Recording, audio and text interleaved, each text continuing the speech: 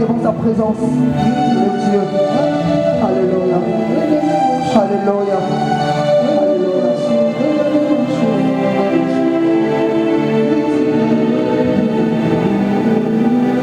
Est-ce qu'on peut acclamer très fort pour sa présence? Est-ce que nous pouvons acclamer très fort pour sa présence? Est-ce qu'il y a le vivant des lieux? Est-ce qu'il y a quelqu'un qui a bien adoré ce soir? Est-ce que vous pouvez pousser les cris de joie? Les cris de joie, les cris de joie, les cris de joie. Alléluia, alléluia, alléluia. Est-ce qu'il y a le vivant des lieux qui peut acclamer le Seigneur? Amen, amen. Alléluia. Alléluia, bien-aimé. Dans son palais, tous ces cris.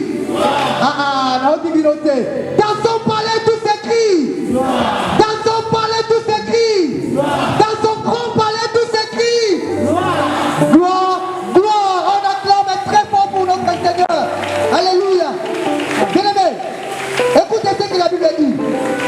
Vous, au contraire, vous êtes une race élue, un sacerdoce royal, une nation sainte, un peuple acquis. Enfin, vous annonciez la louange de l'Éternel. Est-ce qu'il y a quelqu'un qui va annoncer la louange de Dieu ce soir? Est-ce qu'il y a quelqu'un qui veut louer Dieu? Est-ce qu'il y a quelqu'un qui veut célébrer Dieu? Mais on va louer Dieu ensemble avec la chorale. Louons le Seigneur. Boya toyembela Yahweh, Yahweh. Boya tokubisa mokonzi, ah Yesu asili mongo na madoso. Yesu azali mokonzi na bakonzi. Lelo kuna Yesu jilo.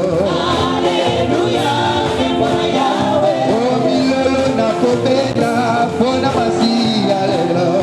Alléluia, mbona Yahweh. Ya ya lelo zambe na kuya oh zambe na bika mwaye mokonzi. Zambe monene, zambe wa molimba. Asala kilola, asali. Oh zambe na kuya oh zambe na bika mwaye mokonzi. Zambe monene, zambe wa molimba.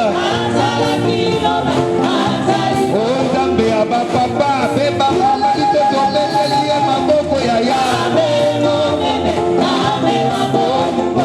Asala kilola, asali. Oh Gloria, Gloria, Gloria, oui Seigneur. Seigneur, voici ton serviteur. Ouvre-le l'huile fraîche pour ce séminaire en ces lieux. Qu'il parle de ta part et de ton peuple écoute. Oui, Seigneur, c'est celui que tu as qualifié pour nous éclairer au sujet du mariage. Tu es Dieu et que ton esprit conduise toutes choses au nom de Jésus-Christ. Amen. Voilà, j'ai le plaisir d'appeler Pasteur Évariste Bouza de la cellule de Lausanne, celui qui nous reçoit ici. Acclamons le Seigneur pour lui.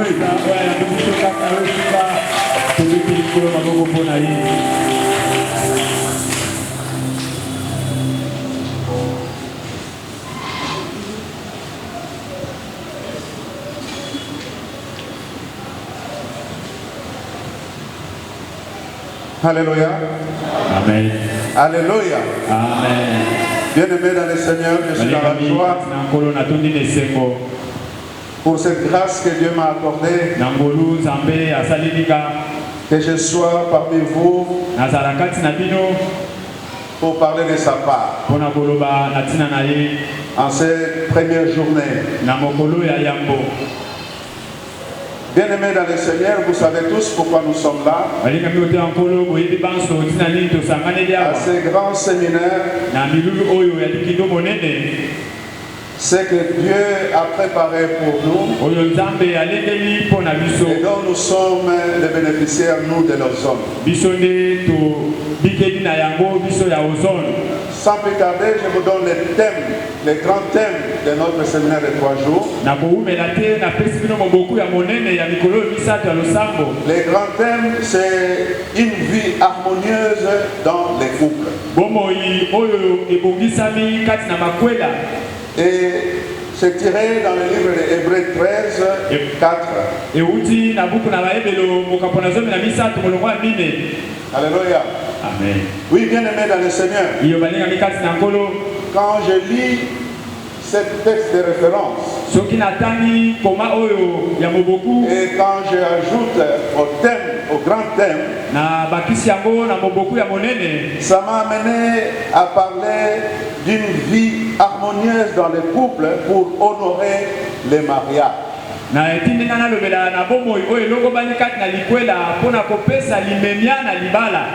Alléluia.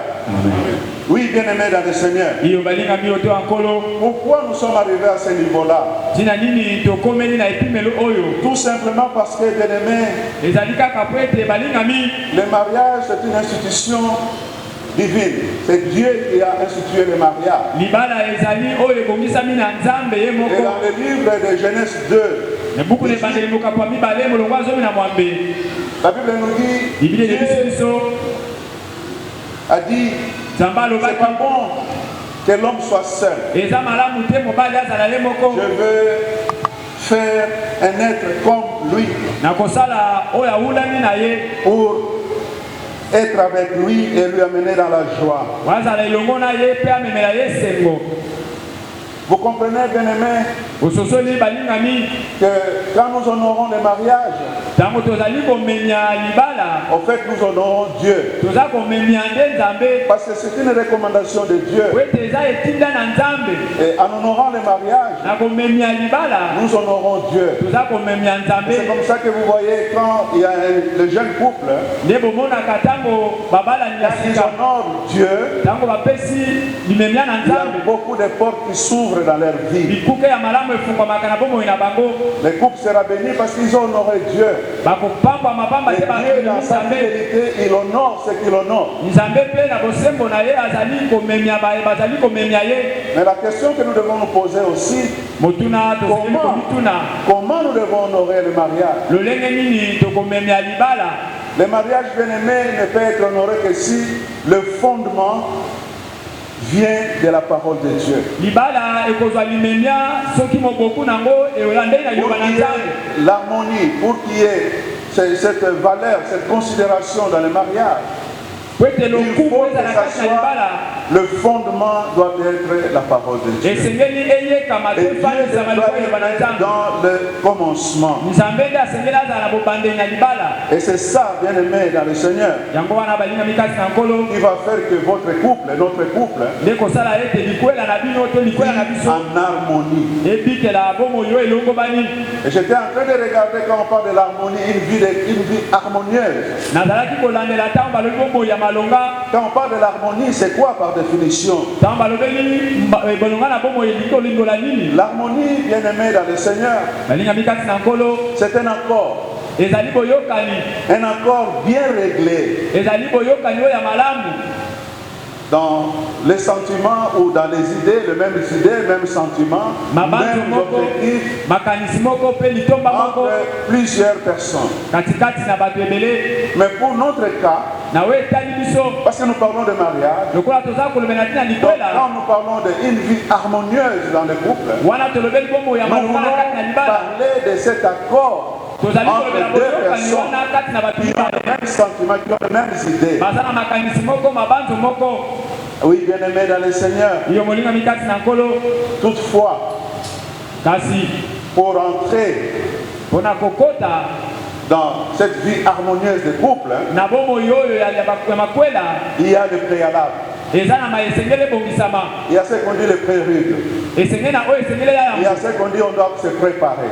Et voilà pourquoi, en cette première journée, notre soutien, c'est qu'on nous a donné pour la première journée, c'est comme thème, comment commencer un couple. Donc ce soir, nous allons parler sur comment commencer un couple.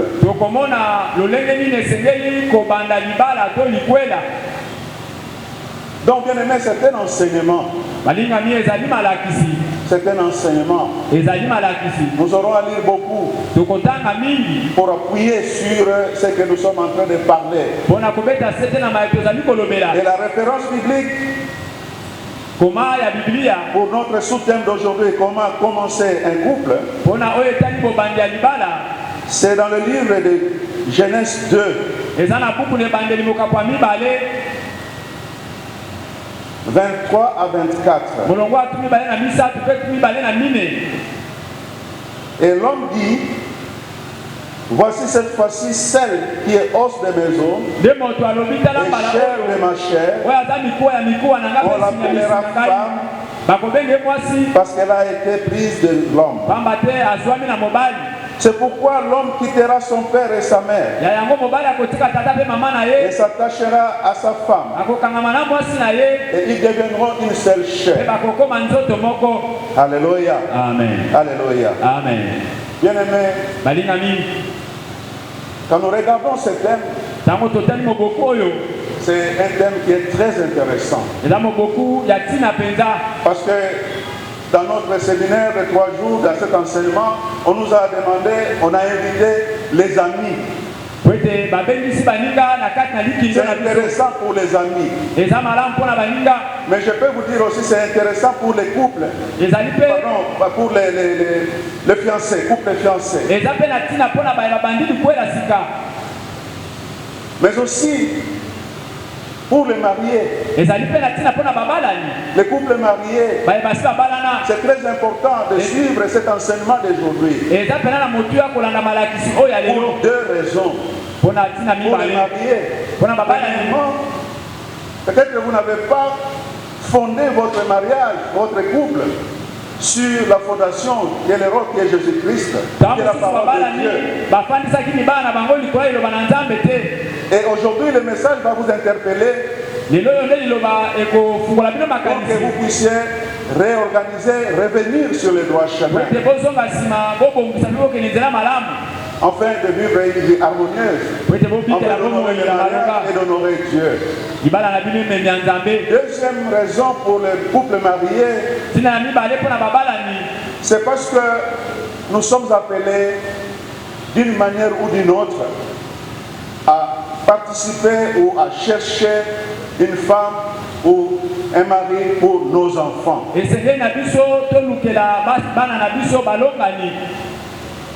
Soit nous cherchons et nous présentons à notre enfant, soit nous mettons une vie de prière pour que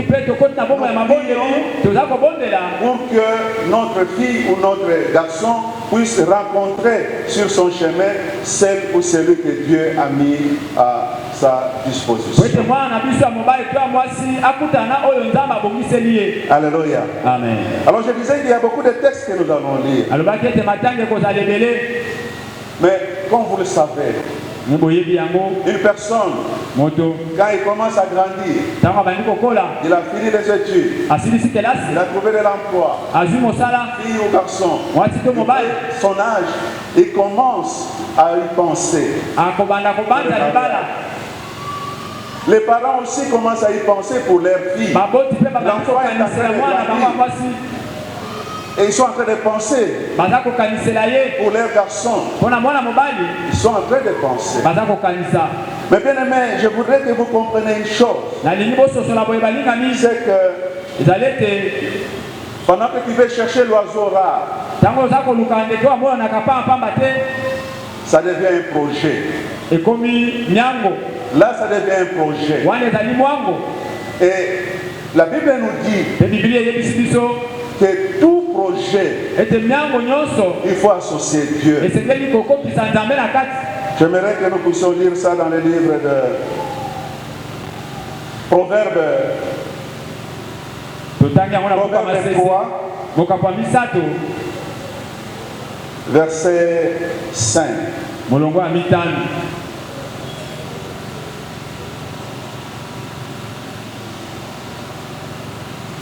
Et ils augmenteront ta paix. Que la bonté et la fidélité ne t'abandonnent pas. Lis-les à ton cou. Écris-les sur la table de ton cœur. Tu acquériras ainsi de la grâce et une raison saine aux yeux de Dieu et des hommes. Confie-toi à l'Éternel de tout ton cœur et ne t'appuie pas sur ta sagesse. Amen. Amen. Bien-aimé, tout projet ne t'appuie pas sur ta sagesse. Associer Dieu. Associer Dieu. Pourquoi, bien-aimé? Parce que dans la matière que nous sommes en train de parler ce soir, pour le mariage, un mariage harmonieux, il faudrait savoir que la Bible nous dit dans le livre de Proverbes, Proverbe 18, 22, Proverbe 19, 4, la Bible nous dit, celui qui trouve une bonne femme, celui qui trouve un bon mari, il trouve le bonheur. Alléluia. Amen. Et la Bible d'ajouter, la bonne femme ou le bon mari, c'est Dieu qui donne. Alléluia. Amen. Vous voyez pourquoi nous devons associer Dieu? Parce que c'est lui qui donne. La bonne femme, le bonheur que tu cherches, ça ne peut venir que de Dieu. Nous sommes appelés à l'associer dans le monde. Oui, bien-aimés dans le Seigneur, c'est vraiment une raison que nous devrions nous confier à lui. Et à ce moment-là, il va vous appeler à faire un choix. Vous êtes dans l'embarras des choix. Mais nous venons de dire qu'il faut associer Dieu dans ton choix. N'utilise pas ta sagesse. Mais c'est quoi le choix? Qu'est-ce que nous appelons choix? Le choix, bien-aimé dans le Seigneur, c'est avoir la possibilité et la capacité de sélectionner, avoir la capacité, avoir la possibilité pour de sélectionner par préférence. Donc tu as des critères, tu as des préférences. Tu as la capacité, tu as cette possibilité de faire un tri ou sélectionner. Bien aimé, nous parlons de choix parce que le choix est très capital dans la vie d'un enfant de Dieu.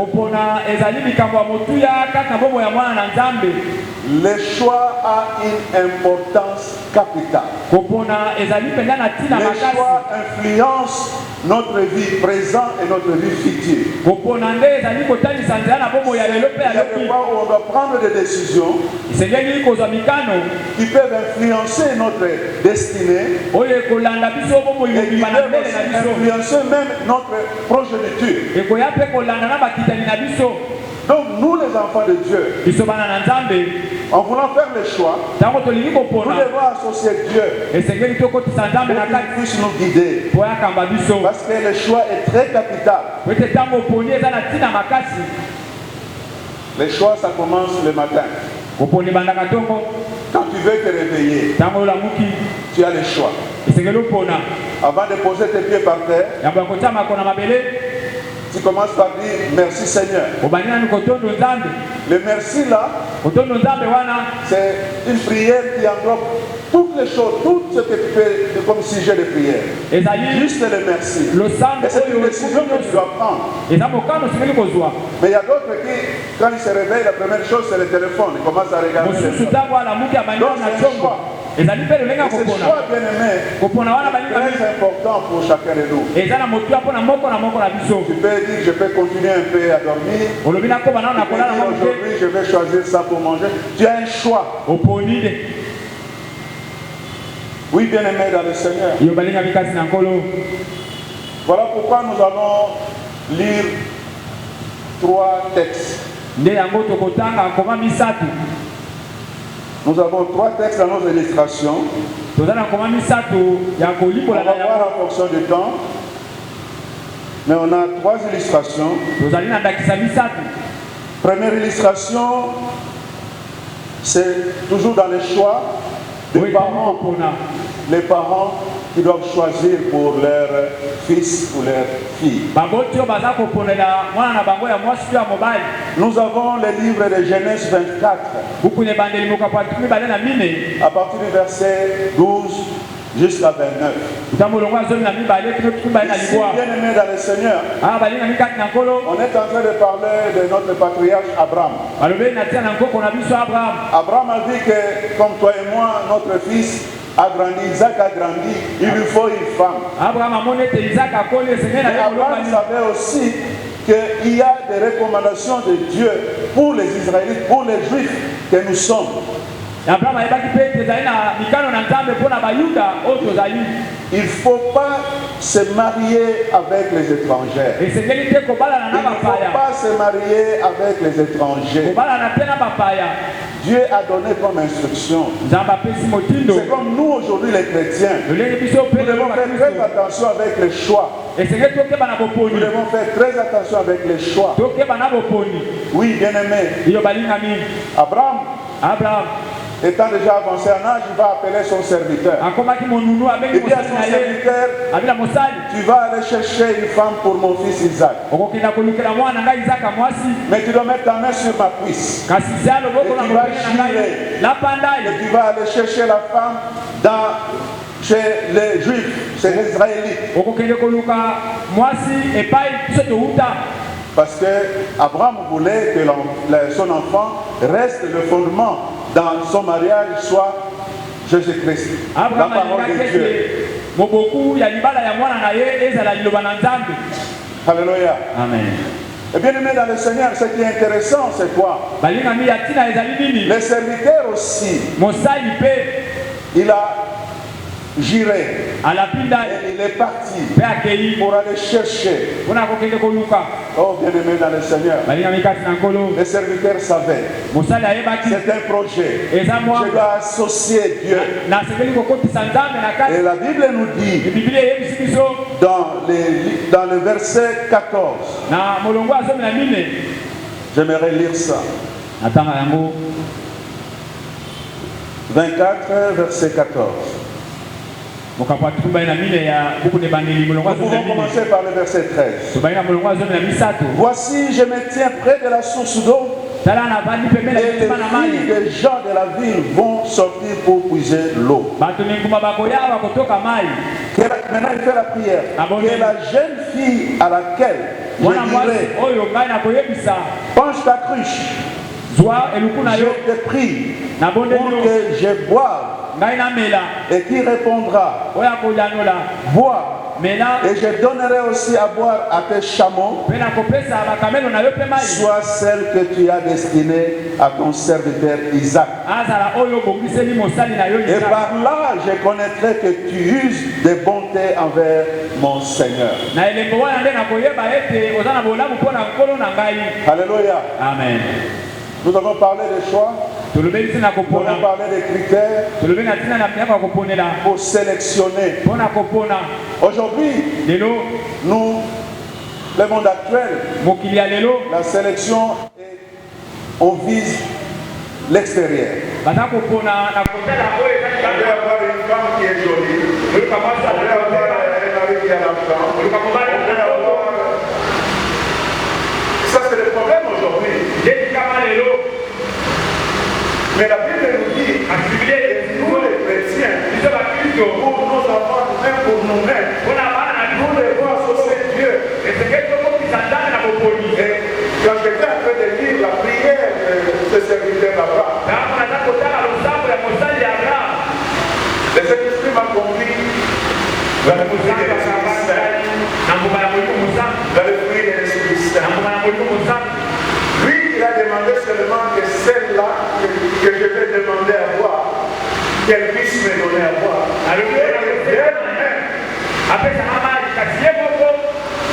Puisse donner, décider de donner au chameau.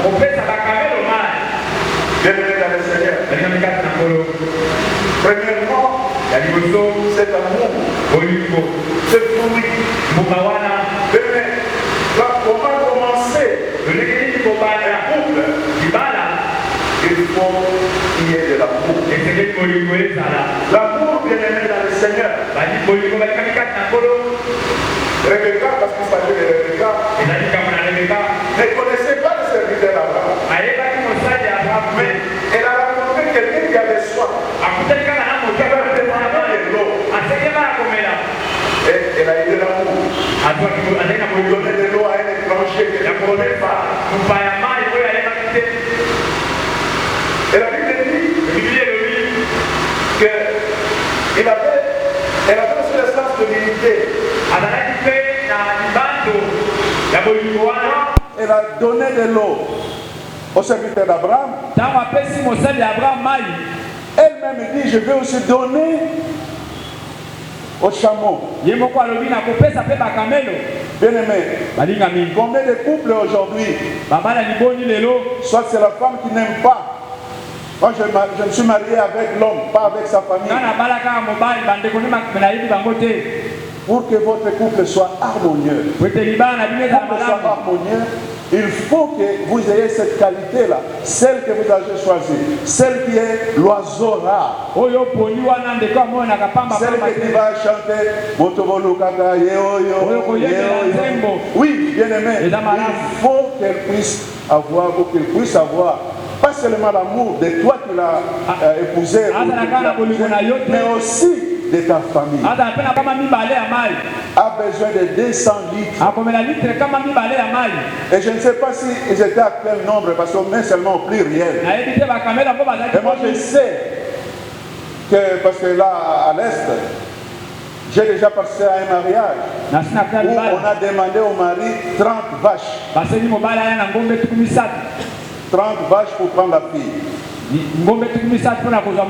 Imaginez un peu, je ne vais pas aller chercher 30 chameaux. Mais je me dis seulement si le serviteur est venu avec 10 chameaux seulement. 10 chameaux seulement. Imaginez donner 2000 litres. 2000 litres.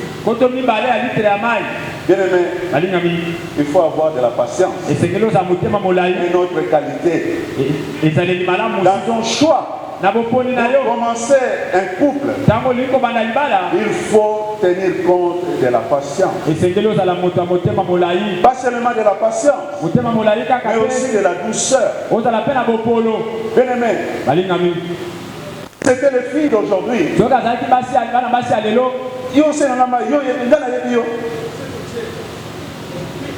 Pourquoi tu me demandes de l'eau? Je dois donner aussi autant de chameaux. Sans le savoir, tu es en train de repousser ton mariage. Tu es en train de repousser ton mariage. Mais Rebecca, bien-aimée, avait la patience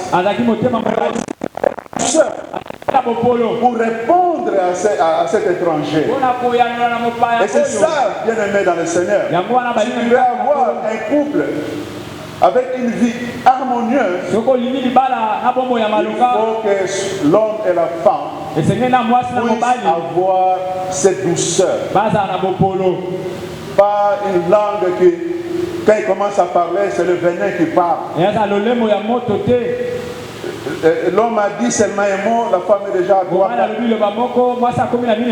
La femme a dit seulement un mot, l'homme est déjà à 3.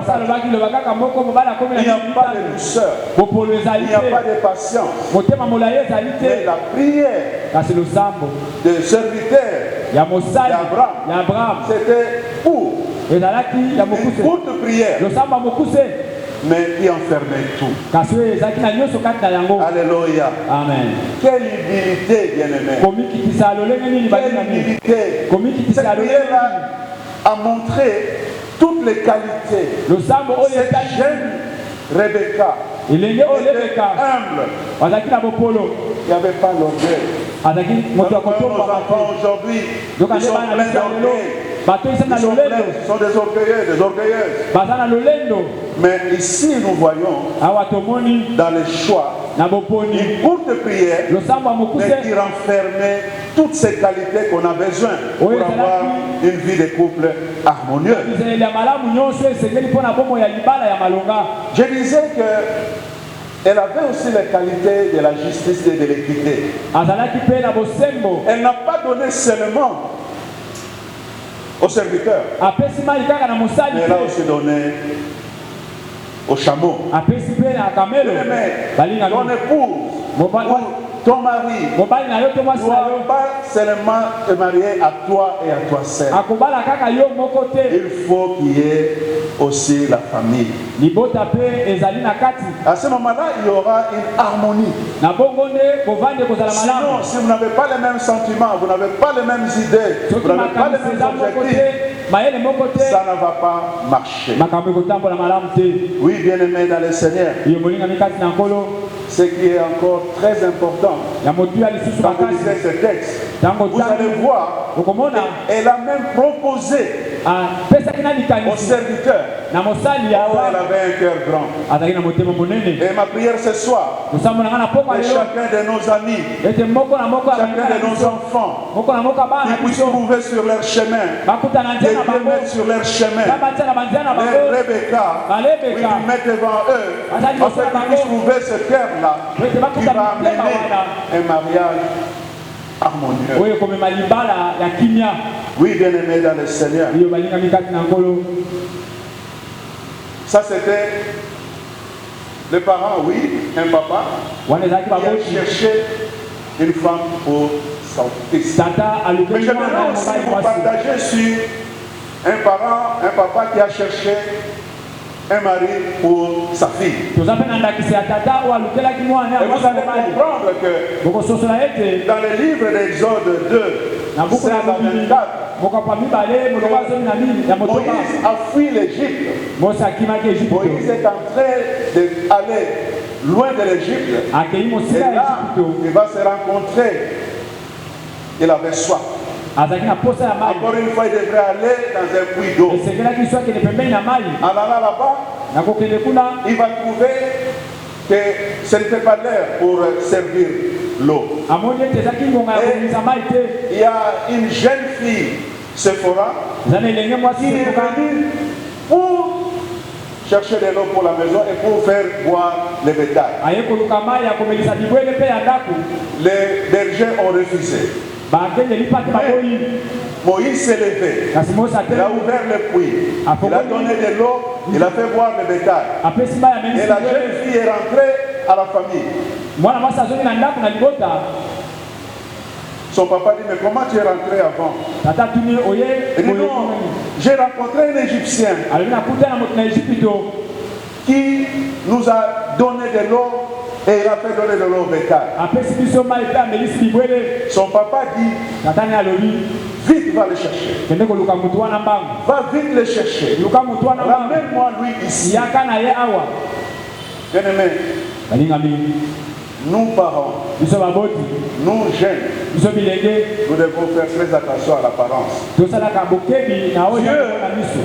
Dieu ne regarde pas l'extérieur. Dieu regarde l'intérieur. Si tu veux avoir un couple avec une vie harmonieuse, fais le choix de l'intérieur. Et le choix de l'intérieur, il faut associer Dieu. Alléluia. Amen. Et quand tu associes Dieu, Dieu donne au-delà. Alléluia. Amen. Le serviteur d'Abraham a demandé celui qui va donner de l'eau. Celui qui va d'elle-même donner à boire au bétail. Il n'a pas cherché, je vais avoir une jolie fille, je vais avoir ceci, je vais avoir... Non, non, non. Mais quand vous lisez la Bible, vous allez voir les qualités là. La Bible dit que Rebecca était très jolie. La Bible nous dit que Rebecca était vierge. La Bible nous donne, c'est-à-dire, même ce que tu n'as pas demandé, mais parce que tu as associé Dieu, il va te donner au-delà de ce que toi tu cherches.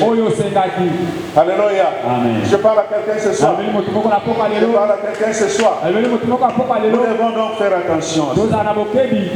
Oui, les parents cherchaient l'homme intérieur.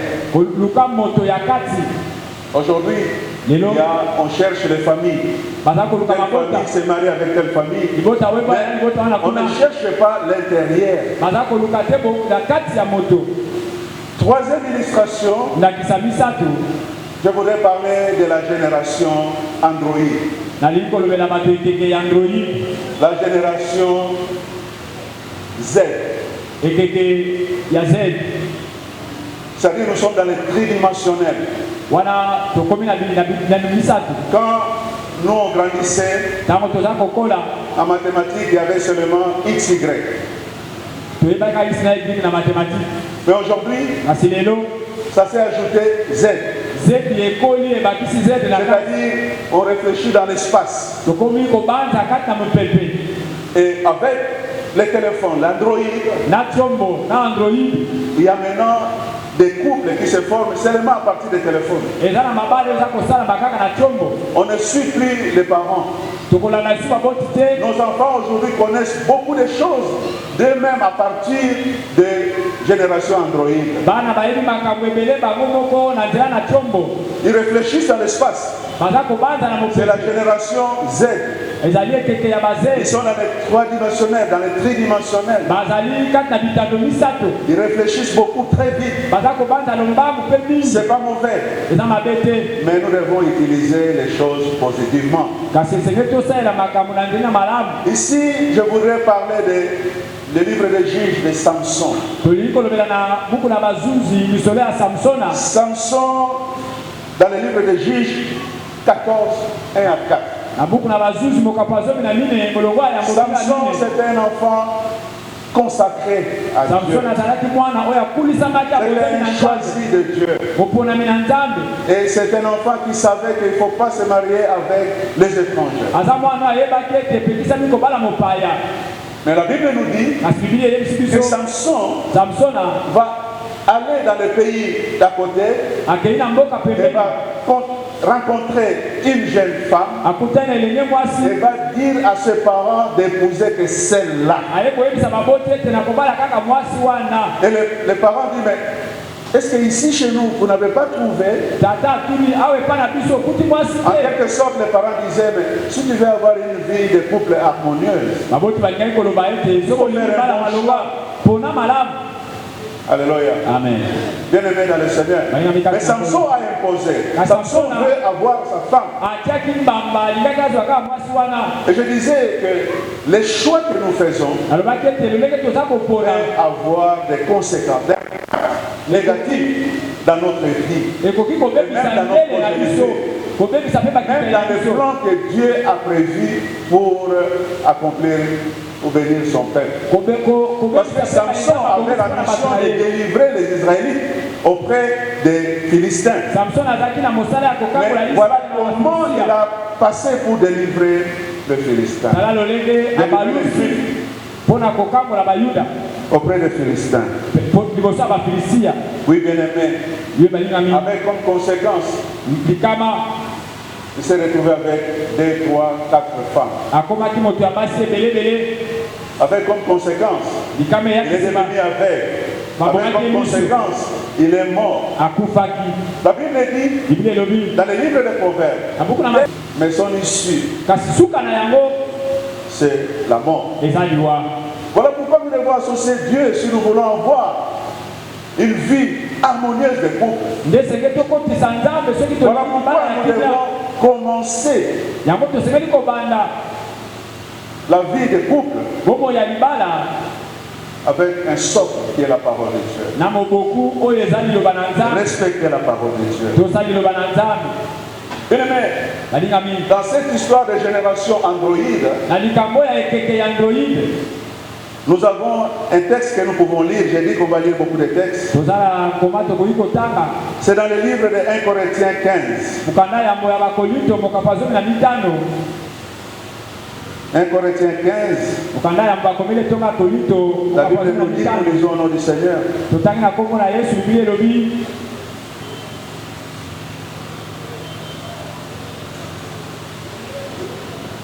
1 Corinthiens 15, 32 à 33.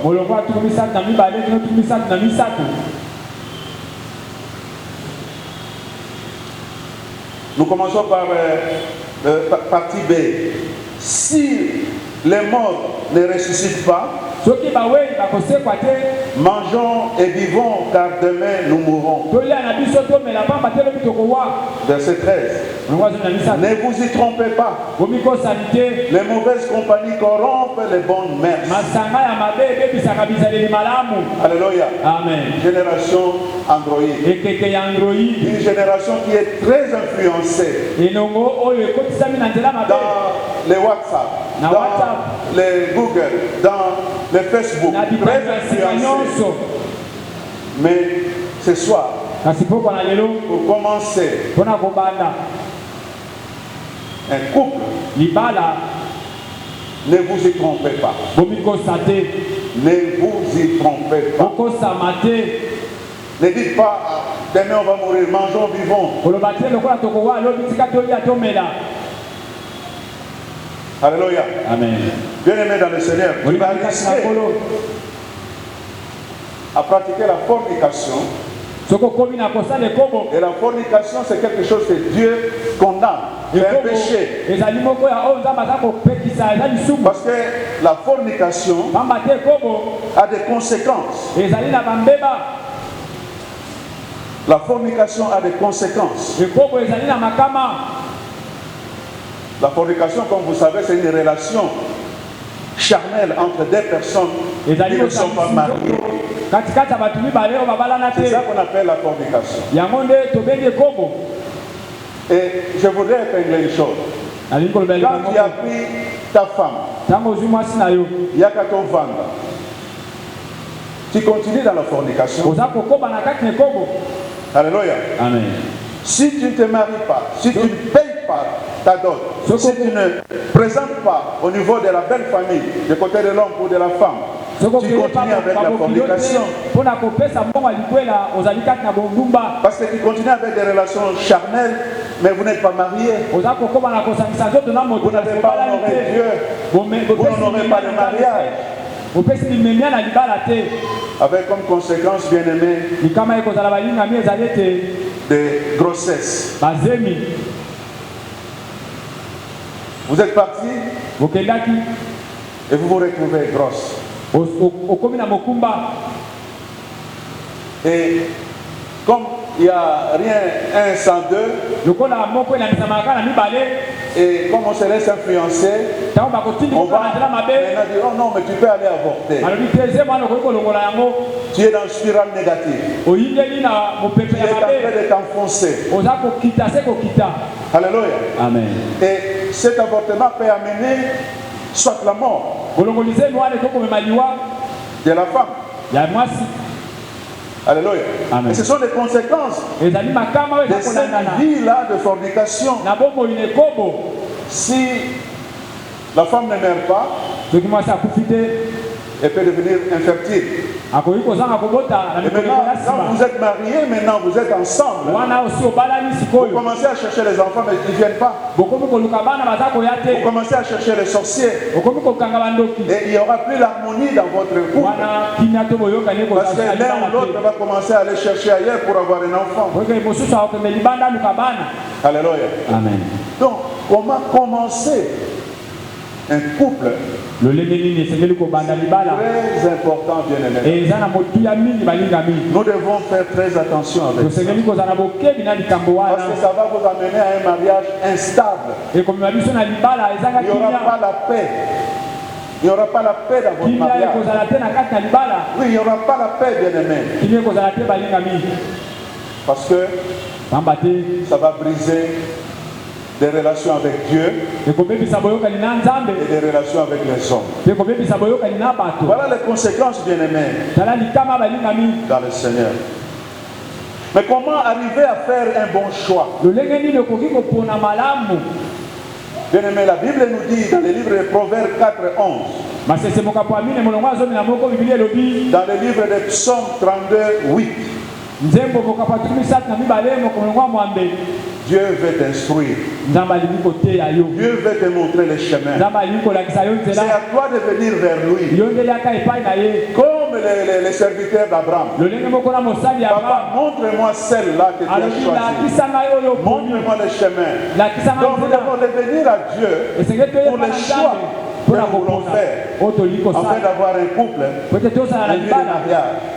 Le Saint-Esprit de Dieu sera toujours là pour nous aider. Alors, ce que nous devons savoir, bien aimé, sur les choix, ne pas regarder l'apparence. Ne regardez pas la beauté. Ne regardez pas les moyens financiers. Ne regardez pas telle famille. Cherchez l'homme intérieur. Sinon, tu seras déçu. Alléluia. Amen. Qu'est-ce que nous devons savoir sur les choix? Un mauvais choix, bien-aimé dans le Seigneur, va amener à la destruction. Pas seulement physique, mais aussi spirituel et aussi moral. Il va devenir un papa philosophe, une maman philosophe. Dans la rue, tu ne fais que parler. Même les gens que tu ne connais pas, tu expliques le cas de ton foyer. Moralement, tu es détruit à cause de mauvais choix. Le mauvais choix, bien aimé dans le Seigneur, ça ouvre les portes maléfiques. Ça ouvre les portes maléfiques. Si nous lisons le livre de Samuel 11, verset 4, la Bible nous dit que le roi David, il était en train de prendre de l'air et il a vu la femme de son général. Il va être incité, poussé pour aller récupérer la femme de son général. Et comme il n'y a pas un sans deux, il va même arriver à tuer le mari. Et dans le chapitre 12, de Samuel 12, 10 à 14, pour avoir posé cet acte-là, le prophète Nathan lui dit, ça va s'accomplir ça va te suivre si tu veux. C'était une malédiction qui était rentrée maintenant dans la progéniture du roi David. Il y a eu l'inceste qui a été développé. L'inceste s'est développé. À cause de la décision, du choix qu'il a fait, il a ouvert une porte de malédiction. Pas seulement pour lui, mais même pour sa progéniture. Et je vais atterrir dans notre verset clé de ce soir sur comment commencer un couple. Et la Bible dit que l'homme quittera. Dans d'autres versets, on dit l'homme se séparera. Bien aimé dans le Seigneur. La Bible est claire. Quitter, séparer. La Bible ne dit pas abandonner. Alléluia. Amen. Ce n'est pas parce que vous vous êtes mariés et que vous devez pousser l'un et l'autre à abandonner sa famille. Non, on a dit quittera. C'est en quelque sorte couper le cordon ombilical. Mais cela n'a rien à voir avec abandonner tes parents. Tu ne peux pas abandonner tes parents. Tu ne peux pas pousser ton mari ou ta femme à abandonner ses parents. Au contraire, il faut que ta conjointe ou ton conjoint puisse avoir les qualités qu'avait Rebecca. Il n'a pas seulement servi les serviteurs d'Abraham, mais aussi tout son alentour. On n'a pas dit de quitter, on n'a pas dit abandonner. Alléluia. Amen. On voit aujourd'hui les jeunes qui se séparent, pas seulement, mais qui abandonnent leurs parents. Alléluia. Amen. Deuxième élément que je voudrais épingler. L'homme quittera. Ou la femme quittera. Alléluia. Amen. Dans ton choix, est-ce que la femme ou l'époux que tu as choisi quittera? Alléluia. Amen. Et là j'ai l'illustration de Lot. Bien aimé, Lot avait choisi avec l'apparence extérieure. Il ne savait pas que c'est ça Sodome et Gomorrhe. Il ne savait pas que c'est là où était dominé. Parce que leurs coutumes étaient attachées.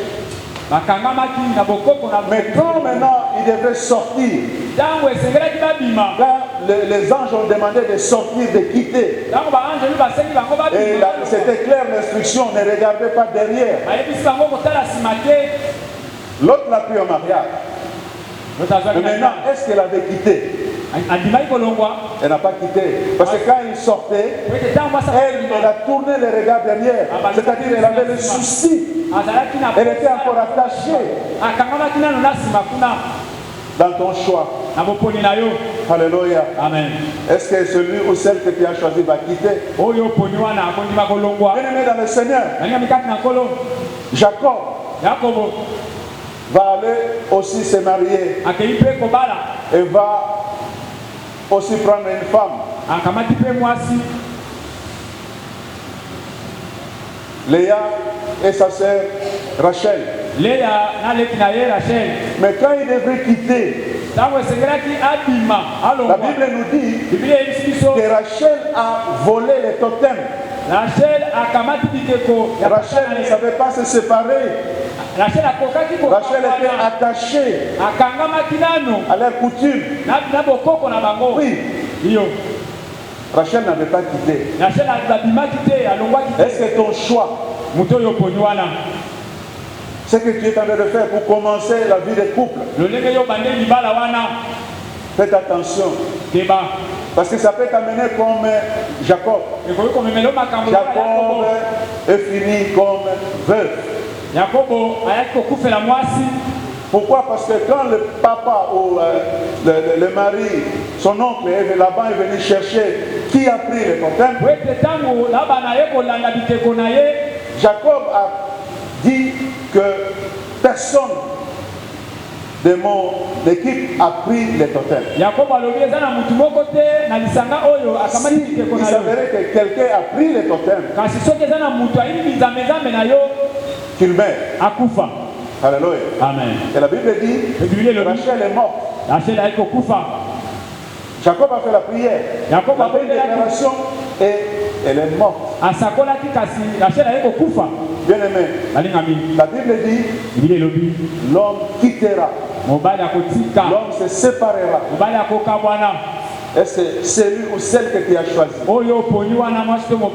va vraiment quitter pour que vous puissiez enfin mener une vie harmonieuse dans votre couple?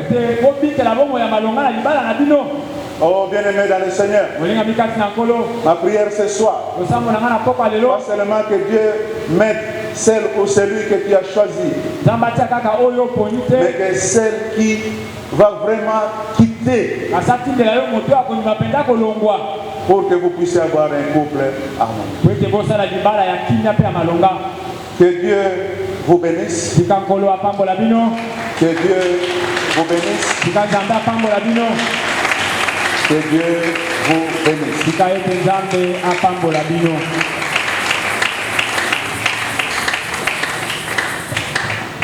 Nous appelons les pasteurs de l'Europe pour la...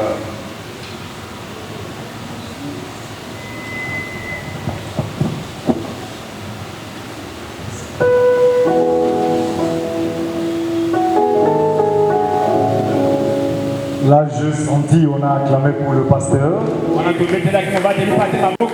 Je voulais que quelqu'un acclame pour l'Éternel. Je bénis l'Éternel pour sa parole.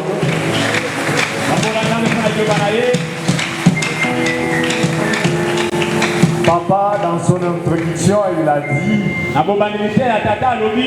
on a invité les amis, on a invité le fiancé, on a invité même le marié.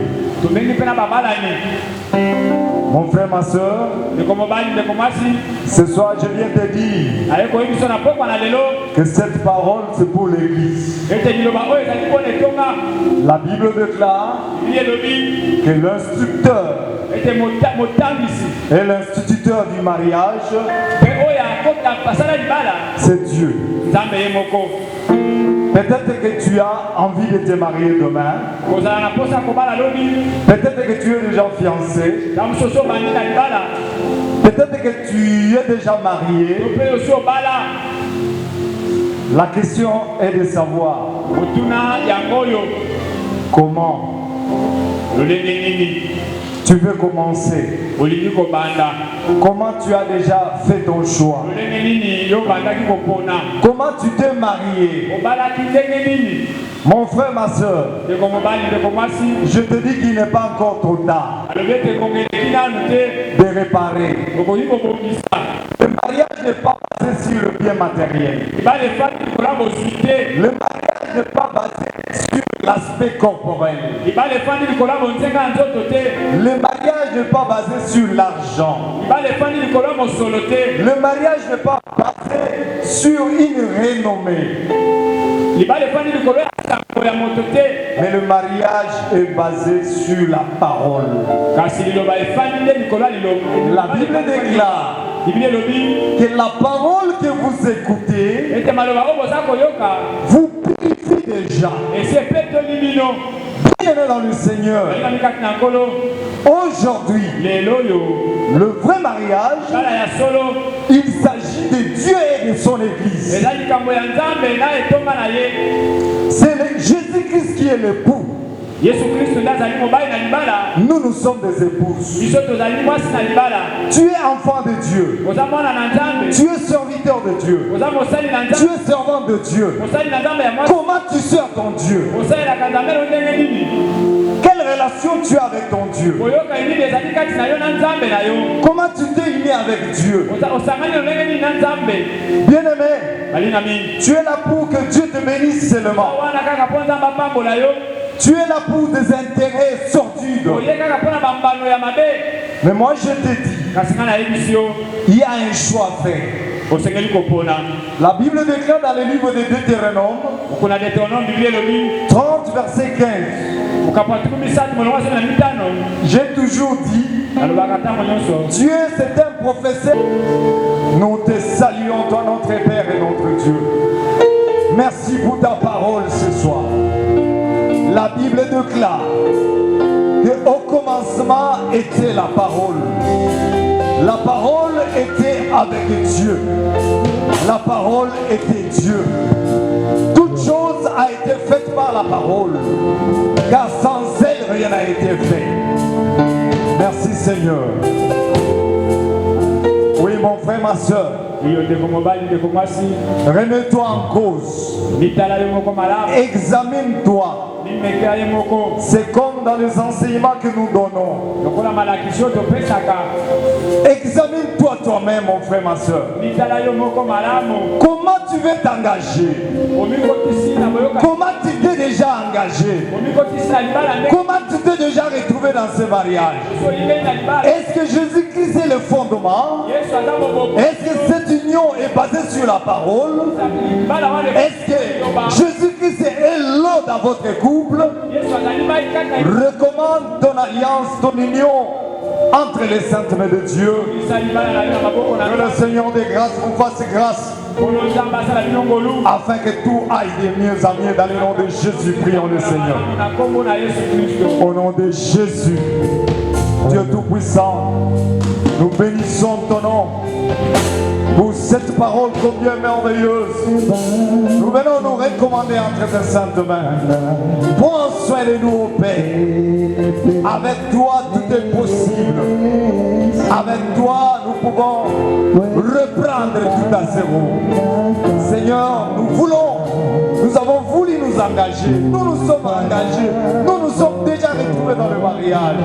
Sans toi, oh Seigneur, aide-nous à reprendre avec toi.